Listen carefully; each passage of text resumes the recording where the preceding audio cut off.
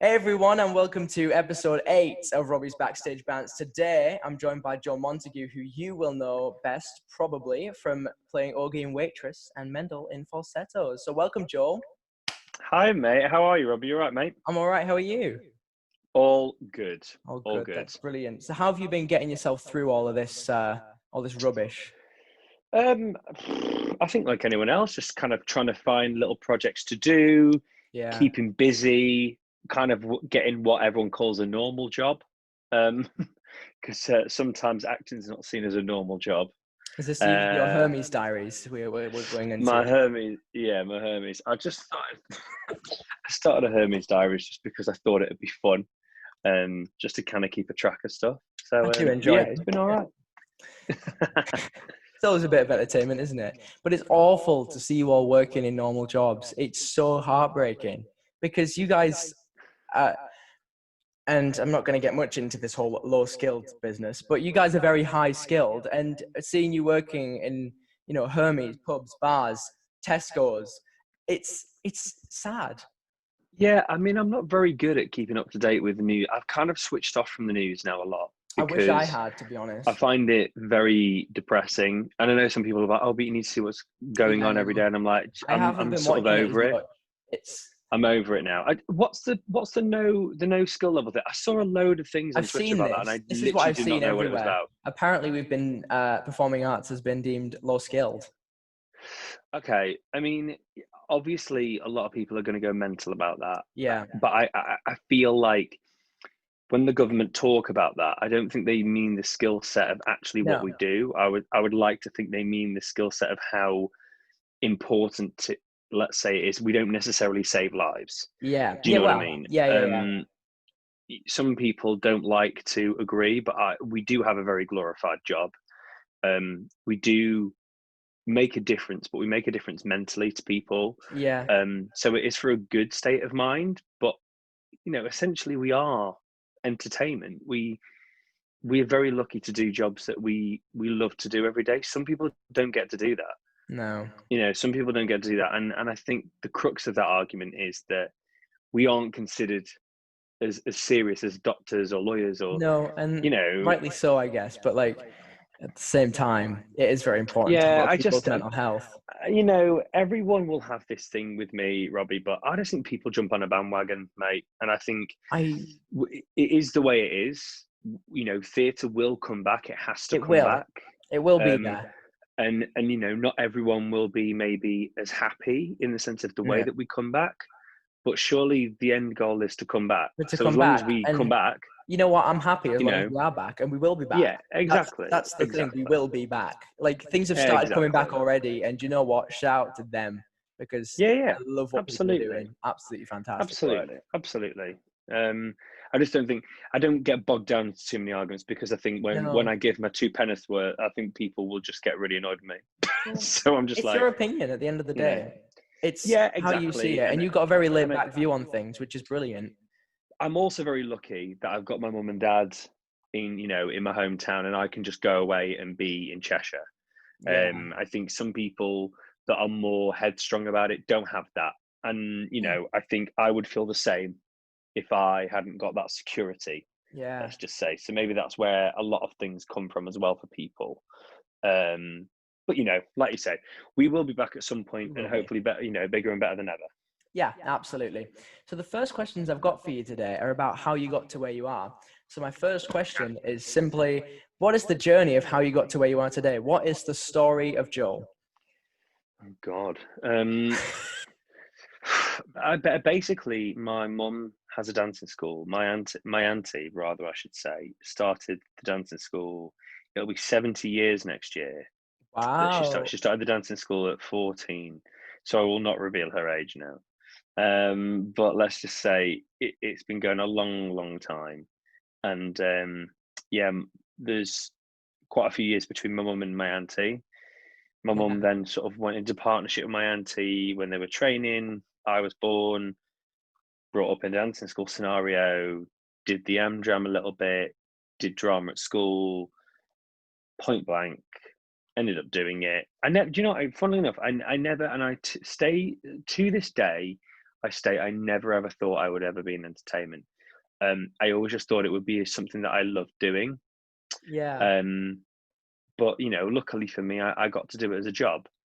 And I say luckily because I think people are talented, but I think we're all lucky. There's a bit of luck that There is. goes there. There has to be. So yeah, that's basically it. And then I went to Guildford, and the rest is sort of the careers. The rest, The rest is the rest of the history. stays history. Yeah. Yeah. And that's how he got to where he is. So was there any other career paths in mind for you then? If you didn't think you were going to go into the business, was there anything? I mean, I could always think of loads of things, but let's be honest, I would have been rubbish at all of them probably. I think if I ever would, I probably would have just taught for my mum. Yeah. I probably would have sort of helped run the dancing school, I guess, which I'm kind of sort of doing now bit by bit. I started my own company. Oh, brilliant. It's an Amdram company, but we kind of like to say that it's a bit better than Amdram, really. Good. So yeah, I mean, we did that. I mean, I think if there had to be anything in the world other than an actor, I'd probably be a Disney Imagineer. Do you know what? This was a dream of mine. Yeah, I was just not good at physics or anything else. So it's a bit. I mean, the thing is, like, I would love to sit in a room and come up with ideas for Disney, but there's Oh, so much more to it than that. yeah. So That's the reason that won't be happening for me. Yeah. exactly. Yeah. I was like, I think we I was just like, stick with the I whole can't do singing, that stuff. acting, dancing thing. That's doable. Yeah, That's doable. yeah. Exactly. So now we're just going to head into a little bit of a chat about your career. Now, things were picked at random. I don't think Okay. this is in order, apart from the final two, maybe. So Okay. firstly, I want to talk to you about Billy Elliot, because that was a Yeah, thing, that was. and I absolutely love this show. Yeah, that was my first job. Your That's first job. like, oh my God, Hey, 2008. talk about getting them in order. Yeah, congratulations. That was 2008 to 2010. It's 10, oh my God, it's 10 years ago. Like Wow. 12 years ago. Well, 12 years ago since I started it. Yeah. Um, You're in it for 2 yeah, years. it would have been, yeah, it would have been 12 years this November. I would have made my West End debut. So that's Oh, mental. Absolutely mental. Yeah, I loved it. I loved the show. I mean, it was just such a special show, Robbie, to me. Like, and also because it was it was my first job. It was my first West End debut. I was in one of the biggest shows in town. it was. Yeah, it was just unbelievable. I was 21. Like, it was just amazing. I don't think many people. I mean, there's, a few people have got to top that by being principals or whatever, but to be in a West End show was your first job out of college. I was And just so such a heartfelt fortunate. show as well. Like, Yeah, it's amazing. And, especially you like know, up here where I am, it's our story up here. yeah. Absolutely. I mean, I'm not far from Dun. and Like, that's really cool for us. no, yeah, it's an awesome show. And, like you look at some of those Billies, what they've gone on Yeah, to, and, talented. Like you later, know, for example, Tom so Holland. yes, yeah, Leighton. So Leighton's last night was the Saturday, and my opening night was the Monday. So we crossed over, and then literally, like, yeah, 10 years later, we worked together. We worked on Kiss Me Kate together. Yeah, you did. So it's nuts, like That's nuts. crazy. And then obviously Tom Holland was one of my Billies, who's now Yeah. Spider-Man, and Dean Charles Chapman, who does a lot of movies as well, and they're just all of those boys. They're just All the Billies have gone. Yeah. amazing. All talented, Amazing people. really, really talented people. They are. Yeah. So next, I want to talk about School of Rock, because that's another West End credit of yours.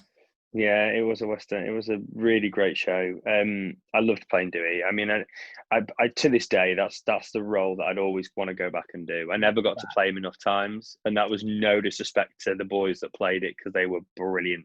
Yeah. They were amazing. But if anyone does ever listen out there, I'm ready. Let me know, because that's full time. Oh yeah, I just loved playing him. He was just a great character. Like, he was fun. He was crazy. Man, I just like energetic shows. Like, I love, and I feed off energy. Yeah. And that was definitely my sort of role. I would never say, oh, it's just my role and no one else's, because I don't believe in that. Yeah, it's my role. Even if I've originated something, I would never turn around and be like, oh, well, it's only my role. It's like, no, it's a role that someone has written. Yeah. and you can only give what you can give to that, and that was like Dewey for Make me. it I your just own. gave. That's the thing. Yeah, Not tried. your role, I but you tried. can make it your own. Yeah. Yeah, exactly. I imagine you certainly did. But there is the tour coming up. Yeah, and then, well, yeah, I mean, those guys. I think I wouldn't be surprised if it's pretty much done and dusted now. The tour, because it Nah, technically is supposed to, I think, start very soon. it was supposed to, I think, come out this end of year, maybe. I don't know. Right. Okay. I literally never know. I've no idea with that one, to be honest. But yeah, I mean, but like again, like the Billies and that, some of those kids, like Chapter 13, all those boys that were on Britain's Got Talent, and they've gone on to amazing stuff. Like amazing kids, unbelievable. Kids were on their instruments as well. Yeah, I know. can't do I know. that. It makes me sick. Makes me sick. Far too talented. And then we're going to talk about a tour now. Sister Act. Okay. Oh my God, yeah, that's throwback. That's a throwback. When was that? Sister Act was straight after Billy. Sister Act was 2011 to 2013. And who was on that tour? Was there any? Well, I mean, there's only one name I probably need to mention, to be honest, and that's Cynthia Erivo. I think that says enough for the. I mean, that was an amazing cast. Ed Barua, Julie Atherton. There's just loads of people, and Daniel Stockton, Tyrone Huntley, Gavin Alex, Laurie Scarf. Like, it was a brilliant set of people. Kevin Cornwall, it was a brilliant set of people. And Nolan Frederick, God bless him. He's not with us anymore. Lovely Nolan. But yeah, just amazing. And I met some of my best mates on that tour. Yeah. And luckily, I'm obviously I know Cynthia. We still keep in touch. I would never say we're like best mates. Incredible. But she's amazing, and she's that girl. She knew from that.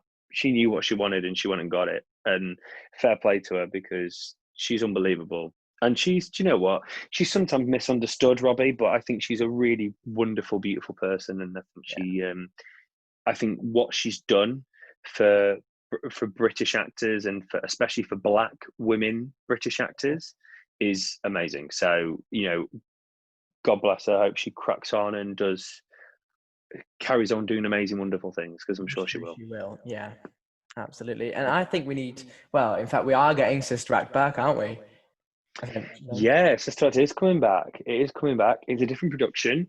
But yeah, it was with Whoopi and Jennifer Saunders, I think. So it's amazing. It'd be great. Great show. It's a great show. Really good show.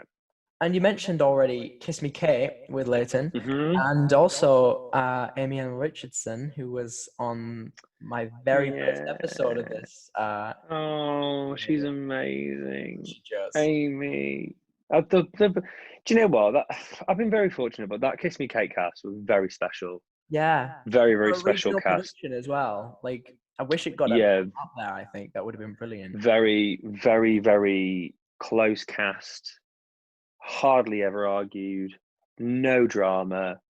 Just laughter, like consistent laughter. And to be honest, that's actually thanks to Paul Foster, who was our director. Paul Foster and Matt Flynn and James McKeown James McKeown was our MD. Just lovely people. And I think that's a big part of it. I've worked on a lot of shows, but when a director can create an amazing room, like that was pretty much like You're in Town with Jamie Lloyd, same thing, amazing room. And you just get really lovely casts from things like that. It's funny because you worked with Leighton. Oh, no, you almost worked with Leighton. I almost worked with Leighton, and then I did work with Leighton. And then you did. Amy worked with him on Kiss Me Kate, and then they're back working. Became his mom. Yeah, I know.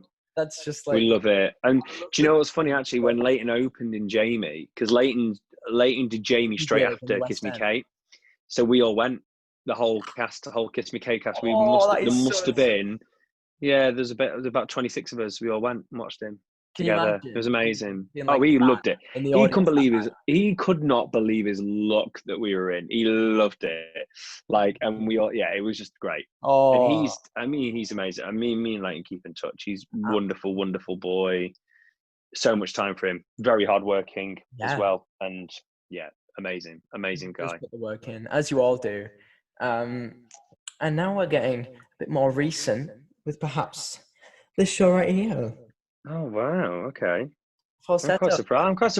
Quite surprised. I think you've missed it. I thought you missed another big one actually. You didn't Oh, mention have Funny I? Girl. I thought Funny Girl would have Yeah, been one Funny that you would have Girl. mentioned. Give me Funny Girl, because I don't need to, I mean, it's only because it's one with one of our best, probably our best British actresses of my generation, which is Miss Smith.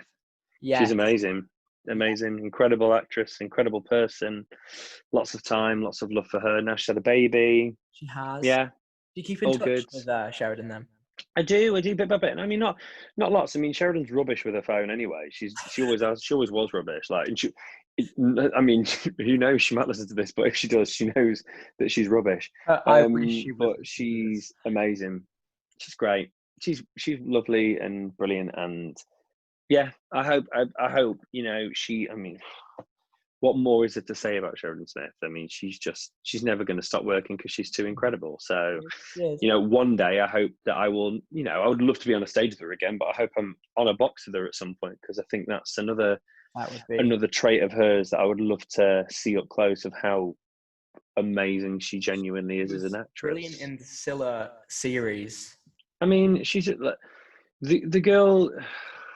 I have Everything no words for her. I just don't have words for her. I don't have time for her because she's just too good. she's too, So too good. And I yeah, she also was. There was a moment. It was like there was a moment. Sorry, but there was a moment I remember, like the very end of the show. She spends sort of the last 10, 15 minutes on stage on her own. And the very end, you can probably see it on the on the DVD thing, but it's yeah, kind of um it's not the same because it wasn't the original cast. Thank you very much. It was the touring cast, who was still amazing, may I add. But we were always a bit gutted that we've always got a bit of a chip on our shoulder. Well, I've got a chip on my shoulder that I didn't do that video. But there was a moment on the last 10 minutes where she's on stage on her own. I remember the first time we ever rehearsed it. We were downstairs in the chocolate factory. I just looked around and everyone was just silent. Like it was just I can imagine. you just watching her. You were just Yeah, amazing. But brilliant. yeah, falsettos. Is that what Yeah, you wanted to know? Falsettos, right? let's go. What do you want to know? What do you want to know about What do you want to know? falsettos? Firstly, you came in sort of on a last minute sort of situation, didn't you? This story, I think this story is going to be like, if I ever got famous and I was on Graham Norton, this would be a story that I would pull out the bag. Yeah, I think. Um, Yeah. yeah, basically, I auditioned for the show. I actually auditioned for Marvin originally. It kind of helped a little bit because Tara Wilkinson Overfield, um, and Mark Crossland, who was the musical supervisor and the director. Tara's the director, Mark was the supervisor. They were very, very good friends. I worked with them on Sister Act. So we've been friends for years and years and years. And actually, I should say Andrew Hilton, who was the other supervisor. So all of us are a big collective friendship group, essentially. And I saw that Tara was doing it, and I was in France at the time, and I texted, said, look, it'd be cool if I could get in for it. And she was like, yes, I'm calling you in. Went in for Marvin, and she basically said to me, I just don't see you as this role. And I was like, okay, cool. Yeah. She was like, I see you as another role. I was like, okay, fine. Bearing in mind, I'd only sort of seen the show once over YouTube really quickly just to kind of get an idea of what the show was. Yeah. I knew a few of the songs from the show, but I didn't know the show. Yeah. So she was like, I want you to read for Mendel. And by read, I mean, let's be honest, I mean sing, because let's be honest, there is no reading involved. It is just all vocals. That doesn't happen. So they sent me, and actually, funnily enough, Matt Cardle was at my audition. Matt Cardle was there at the same time as me. Whoa. And but I was in for Marvin, and I think he must have been in for Mendel. I'm assuming he must have just been straight in for Mendel. I don't know. And yeah, they then asked me if I could fly back the week after, and I was like, I can't. It's my last week on Guys and Dolls, and also I'm like, I'm not made of money. Like, I can't keep flying back. And they basically said, can you just do a self tape? But I didn't get the material until the day before they wanted the self tape. So they were like, can you just record these songs? And I was like, how can I record all of these songs? So I had to just do one, and I basically wrote out the lyrics, put them on my wall, and then just sort of learnt the tune and just delivered it to camera as best I could, which was awkward and hilarious because it was in my flat in Paris. Not that I've got a flat in Paris. It was while I was doing a job. I wish I had a flat in Paris, but I don't. Don't we all? Do you know what I mean? Amen. And then basically found out I didn't get it. Obviously, found out it was Matt, and I was like, well, I'm not going to, you know, in the nicest possible way, I can't compete with Matt. He's got, you know, Instagram followers and what I mean. That's not to do with. Doesn't I don't think I'm as good in the sense of the role. I think I can hold my own in that sense. I think a lot of us can. We think, but when you're competing with people that have a fan base, it's just sort of impossible, really. It's kind of like there's no point. Yeah. Because they need the producers need bums on seats. That's what they need. And Matt was that sort of draw, which I fully understood. And that was it really. Cut to 2 months later, I'm going on holiday with my mum's school, because my mum's dancing school performing in Florida. So, and we go every couple of years. It's something that we've done for years. We've done it for years and years and years. And we were going out. I was in the cabaret. I was in there. I think I was just like singing a song while the kids got changed for something. And in fairness, actually, Robbie, I said, this is my last time I'm going to do it.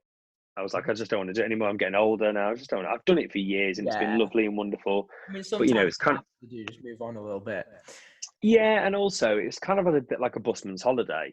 Like for me, I was like, I'm performing on a holiday, and I don't need to. Do you know what I mean? Like the only time I perform is if I'm drunk and I get up and do karaoke. That's when I perform. And mainly, anytime I've had alcohol, I will perform. Essentially, when I'm not. Good to know. That doesn't mean to say that I drink during shows. I don't drink during pro shows. I mean, like for my own entertainment, if you get what I mean. Before people listen to this and just go, "Oh my God, he's an alcoholic." No, I am not an alcoholic. But where was I? Getting to the point. So basically, we got on the plane, and it was with Thomas Cook, ironically, who are now gone anyway. Right, rest in peace. I was in a bad mood. I was in such a bad mood. I'd woken up at 4:30, and I was kind of excited because I was going to Disney World. I was like, hello, dreams for me. Couldn't believe it. I was with my mates and stuff. It was going to be a right laugh. Then the flight got delayed, and I was like, oh, for God's sake, I cannot deal with this. And then just Thomas Cook were rubbish. Then I ended up, and this is going so long-winded, but I'm going to tell you anyway. Basically, me and my mum sets up the trip, but what we do is, for some reason, Thomas Cook never used to put families together on a ticket. It was really weird. Never got why. So we used to get the ticket numbers of everyone and then put them all together and then put where people would sit, so all the families were together, if you see what I mean. Because you wouldn't want like a 9-year-old child away from their mother if they've never flown before. Doesn't make sense. Cut a long story short, they put us all over the plane. It was an absolute nightmare. Absolute nightmare. I was sitting on the plane, absolutely furious. We took off finally. 2 hours into the flight, the pilot goes, sorry, ladies and gents, we're going to have to return to Manchester. There's a fault with the plane. And I was already like, I am livid. Like, you're telling me now I'm gonna have to re-land. I'm not gonna be in America in literally 6 hours, which I thought I was gonna be. I was absolutely furious. So and as we landed, we got to Manchester, and just as we were about to land, my phone went on fire, like ping, ping, ping, ping, ping. I saw texts from Tara, text from my agent, ring me. I was like, what? So of course, when I saw Tara, I was like, it's got to be something to do with falsettos, because otherwise, why would they ring me now? Got on the tarmac, still on the plane, sat in my seat, chat. And my best mate Heather was actually behind me, and to this day tells me the story of how she was basically like, she's obsessed with like soaps and gossip anyway, my mate Heather. So she was like listening in, and she was just like, she didn't want to disturb me, but she was like, babe, it's like proper gossip. I was like, for God's sake. And my agent was like, where are you? And I was like, I'm on a plane. He's like, do you not leave tomorrow? I was like, no. I was like, I'm on a flight going to America. He's like, basically, Matt Cardle's walked. Actually, I shouldn't really say that. Matt did walk, but he walked for reasons of the fact that he was, whatever those reasons were. Apologies, Matt, if you're listening. I didn't mean it in that way at all. But yeah, Matt's not able to do the show anymore. Yeah. And I was like, and I was like, what do you want me to do about it? I'm on a plane, babe. I'm going on holiday. See you later. They didn't give me the job in the first place. But yeah, long story short, do you want to do it? And I was like, well, yeah, I want to do it. But I was like, in real terms, Robbie, the money that I was going to get for the job wasn't going to cover the money that I would lose from the holiday. Do you know what I mean? Because America's a big holiday. Do you know what I mean? Those Disney sort of holidays are expensive holidays. and I wasn't going to be on a big West End wage doing falsettos. No. Cut to now, we regret that because we were like, the way that you should be paying us a mansion per week to do that show, because it was hard. And long story short, I've said long story short about 3 times and I've made it into a long story. I'm so sorry. Basically, the flight got cancelled. They said we're going to have to reschedule it for tomorrow, and I went, it's a sign. I went, I've got to go do this job. Do it. And thankfully I did, because I think it helped my fan base a little bit, in the sense of falsettos fans went mental, and then from that I think kind of Waitress came from falsettos, really. And that's a brilliant segue into Waitress. It is a segue. What's even worse for Waitress is I booked Disney again. Oh no! And then I had to cancel again. Yeah. Waitress, falsettos, it's all around your Disney. And now I can't go to Disney because, well, I can, but I mean, it's a bit pointless. Maybe it's that you're going to be in a Disney musical next. Well, listen, who knows? Well, who knows, mate? You and the Beast are doing a tour next year. I mean, listen, I'd be great as Belle. So. Well, there you go. There we are, you see. Little town. Yeah. I know, right? I know. So yeah, I mean, and that was Waitress, and then Waitress was crazy and amazing and brilliant. And your fan base has grown so much since as well. Yeah, I mean, I'm not a massive. I mean, I do stupid things on social media, but I've never. I mean, there's a lot of good people, like, you know, David Hunter's amazing on social media, and Marisha, and they're always really good, and they always have things going on. I'm like, I don't. I'm like, here's me in a car delivering some parcels. You know, there's Marisha, like a couple, you know, this week just gone, dropping the fact that she's just signed with a new record label, and there's me delivering the parcels around Crewe. So, you know, it's all different. It's all different things. But I think the thing that gets me is I don't mind people knowing what I'm up to. I just don't really want my life on the internet, to be honest. You know, and I think totally fine. Yeah, and I'm not saying they do that. They don't do that at all. But I don't know. I think it's now used as a tool to promote yourself, which is great, but I just don't think you need to do it all the time, you know. You know. So Waitress, obviously, Augie, that's a thing that you out there on that miss him a lot. Belting your heart out. I know, I miss him. I do miss Augie a lot. Yeah, he was a great role, and you know, obviously the thing that everyone keeps asking me at the moment is, are you doing the tour? And the answer is, I don't know. You don't know. That's basically the answer. No, I mean, no, and you have to think that no one knows what's going on. Like, the producers don't know what's going on. So even though they book the tours and stuff, they book the tours and stuff, and rightly so, they're looking forward, they're moving forward, but they still don't know to this day if those tours will go ahead at those specific dates. I'm sure they will go ahead at some point. But no one knows. So, you know, and that's the issue, isn't it? People can go, I'm going to do this, or I'm doing this tour and whatever, and then find out that it doesn't happen at that time. And if it goes beyond a certain point, then people can cancel the contract. So you can do another, you know, no one knows at the moment. It's very, very up in the air with everything. I mean, I hope you do get on the tour, but like... Well, bless you. I mean, I loved the show. I really do. And Sarah is just all of them. All of them. I just don't have a bad word to say about any of them. They're just lovely. Especially with all these clips of you and David doing your slow dance. Oh, I know. I miss Hunter so much. I miss him. I really miss him. Yeah, I just miss all of them. We talked last week, actually, but it's just weird. It's just weird because, like, you have a friendship and you have a relationship. It's not that you don't, but in this business, your friendship is very much built on the show that you're doing. Oh yeah. You know, and it's not like you don't see each other. You don't want to, but the great thing about it is you'd walk into work and see each other. Yeah. So that's you don't really have much other time to do it. Yeah. You know, and that's what I do miss. I miss seeing those brilliant people. But I've been very fortunate that's happened in a lot of jobs that I've done. Just lovely, amazing people. And had any group Zooms yet? Since other people we had, we no, the only one we had with Waitress. We had a couple with Waitress. I did like a little quiz thing, but the main one we had was the last night. What was supposed to be our last night. We had one, and it was. I mean, it was great. It was The problem was, though, and this is why I don't think any of us have done a museum since, is because not everyone can talk at the same time. No, and that is the hard thing. You know, when So there's you've a got few of 20 you, it's fine, but people. full Yeah, we've got, and actually there was loads of us, like Kelly Agbury joined, and Nicole, Raquel Dennis. Like, there was old and new cast. It was like a bit of everyone. So it was beautiful. really nice. It was really, really nice. And like, um, I mean, me and Nicole have talked a few times. Me and Kelly have talked a bit, but we have not actually worked together. So, but Yeah. you just kind of, you're part of that Waitress family. So Well, you are. yeah, it was really cute. It was amazing, and it was nice, and everyone was. It wasn't just cast; it was company manager on there, and Mm, wardrobe and wigs, and everyone was on there, and it was just cool. And I think we were all just so depressed that we couldn't say goodbye to that show, yeah. um, because I've never felt what I felt on that show. Like, just how much heart the show had. I think the closest one to that would have been Billy, of Yeah, how much it felt to perform it.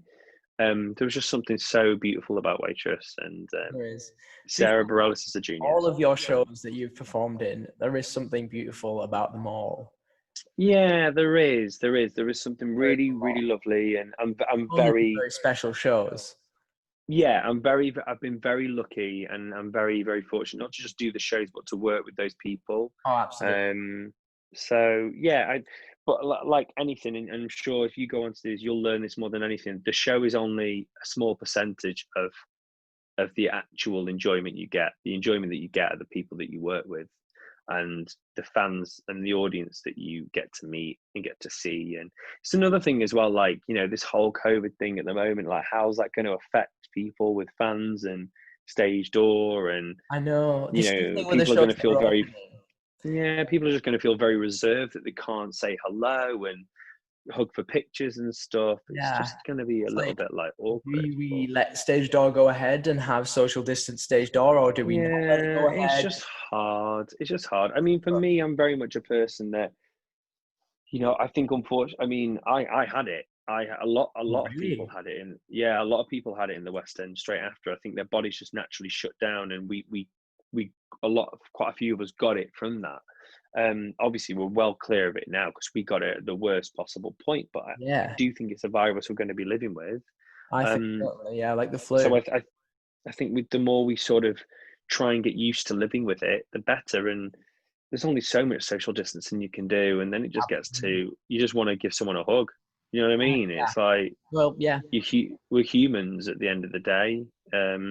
I think it's weird if you don't want a human contact or human Oh, I conversation. I agree. find that very strange. So Yeah. sorry to those people that think that, but I disagree Yeah, with you. but I just love a good hug, man. It's hard. Yeah, it is. It is, mate. It is. But do you know what? Like, and that's especially something like Waitress. You actually came out at the end of the show just wanting to hug people. Yeah. Like, you just wanted to The feel be of that part of show. something. Yeah, you just wanted to feel love, and that's kudos to Jesse Nelson and Sarah Bareilles and Diane Paulus and all those guys that made that happen, because they made it a very, very special show. Very special show. Well, speaking of fans, I think it's time to move on to the little fans questions section. Oh, here we go. Here we go. To be fair, they've Go gone for it. easy on you. They've gone easy on you. Trevor That's has one. asked, "What do you do when you forget your lines on stage?" Laugh. Laugh. Laugh or stare at another actor Help me. to look at them as either go help me or just base. Listen. I have done so many stupid things on stage because I am a glorified idiot. So I do get the giggles. I can't help it. And when people say it's really unprofessional, I'm like, listen, we know it's unprofessional, but when you can't stop laughing and you shouldn't be laughing, you keep laughing. Keep going. That's what every human does in the world. So I embrace it. I embrace if I'm a buffoon. I apologize to the right people if I do, and then I move on with my life, because I don't think there's any point in dwelling on little Yeah. scenarios that are not going to kill people. And you And the can't audience help love it. it.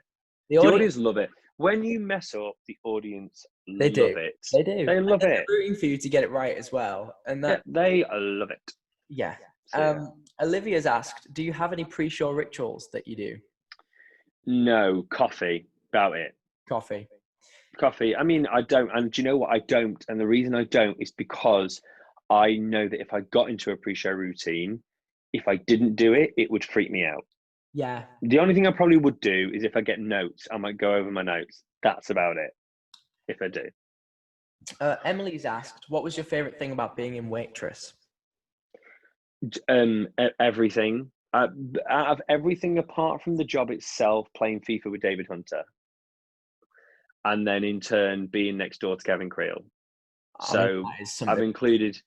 included both of the wonderful doctors in that. Both of them are my good buddies, and doing TikToks with Marisha Wallace.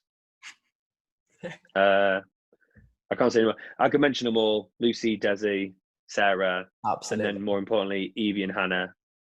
You know, and Sandra, all of them. Charlie, all of them. I love them. Everybody. Amazing. Yeah. Brooke has asked, what is the hardest part about touring? If you do weekly, it's hard living out of a suitcase. It's fun in the sense of you're at a different venue, but you get quite tired on tour quite quickly because you're always sort of on the go.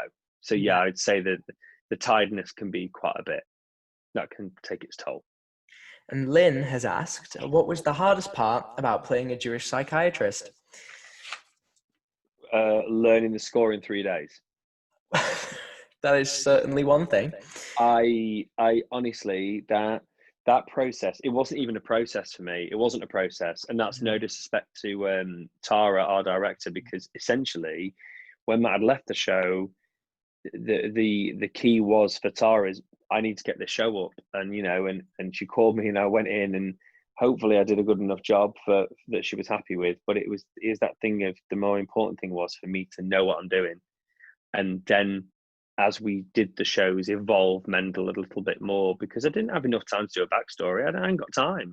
No, I've got to learn it all. You know, it was like 43 songs. And there's me just going, I know none of this and music. there's no dialogue and some things sound the same.